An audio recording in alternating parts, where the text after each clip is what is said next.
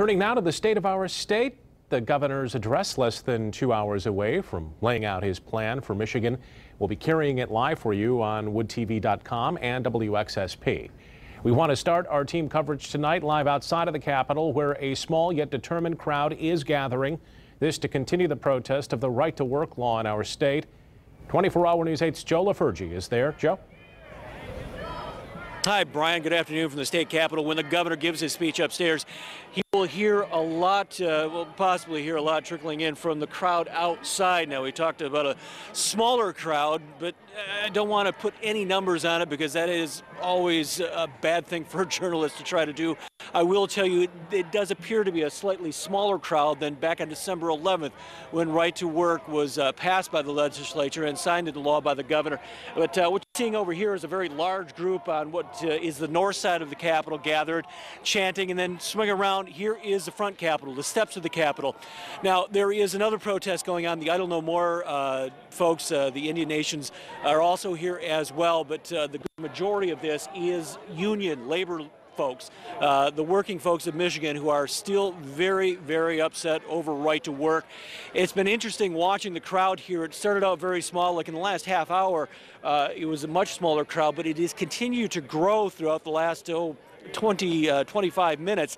And if you remember, that is much of what the same sort of thing that happened back on December 11th. That started with a smaller crowd and they expanded. They all want to be out here tonight when the governor gives his State of the State speech. I've covered a number of these speeches, and Rick can probably talk to this a little bit more. He is in the Capitol right now, but generally you have some sort of protest here, but I don't think I've seen one quite this large in at least a couple of years. Still a lot of passion over Right to Work. That is what the majority, again, of these folks are here for, to protest. And as you talk to the crowd, you find there is a lot of lost trust in the governor.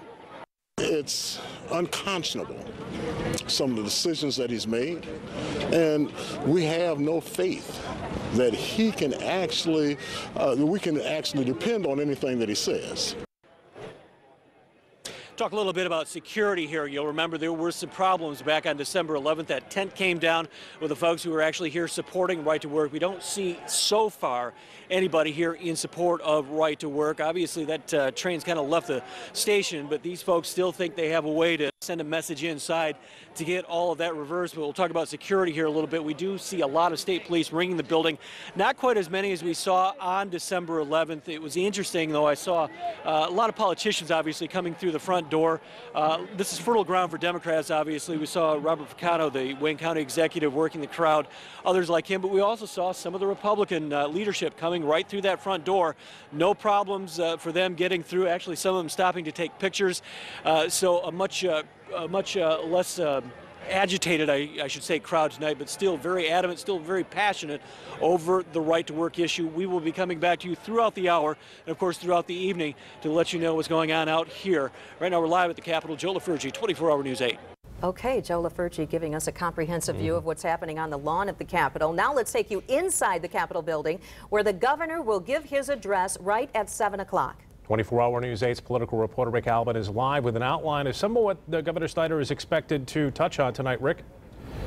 You know what Joe was just talking about the protest and about the heavy security. I want to talk about that in a moment. But first, let's talk about what we expect the governor to say tonight. When we spoke with him last week, he told us he was going to talk heavily about infrastructure, perhaps $1 billion to $1.4 billion in additional funds, revenues generated somehow, gas taxes, registration fees or something, in order to rebuild roads in the state. That could be one of his biggest initiatives. I talked with the lieutenant governor earlier today, and he said he thought there would be a number of bold initiatives, though he wouldn't outline those for us. You will hear from him a little bit later on in our coverage. We also expect the governor to talk about education, particularly education as it applies to technical education, perhaps trying to get the education to match the jobs that are open, teaching skills to people who want to find those jobs, and maybe not necessarily a four-year education or four-year college education for all people. Those are a couple of the things that we think we'll hear the governor talk about. Of course, he'll cover a lot of ground, and we will take a look at those things and have a reaction from that tonight. But one of the first reactions that we've seen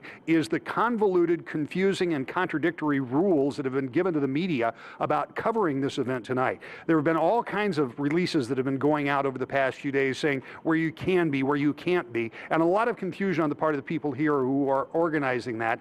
And it would appear to come from the fact that they're concerned about the protesters. There's also a good amount of security inside the building. We see a lot of state police that are inside the building, which is heavier than normal. So apparently some of the advents of December with all of those demonstrators and all of those people have forced some changes here in the way that we are allowed to cover this event, which is one of the first changes that we noted about this state of the state. We'll be talking to some other folks as we lead up to that speech coming up tonight. And of course, we'll have reactions tonight at 10 and 11 on 24-hour News 8. Live in the state capitol, back to you. Okay, Rick and Joe, thank you very much. And you can watch the State of the State address tonight at 7 o'clock on WXSP or streaming online at woodtv.com. And stay with 24-hour News 8 after the speech. We will have complete coverage and reaction at 10 on WXSP and at 11 o'clock on Wood TV 8.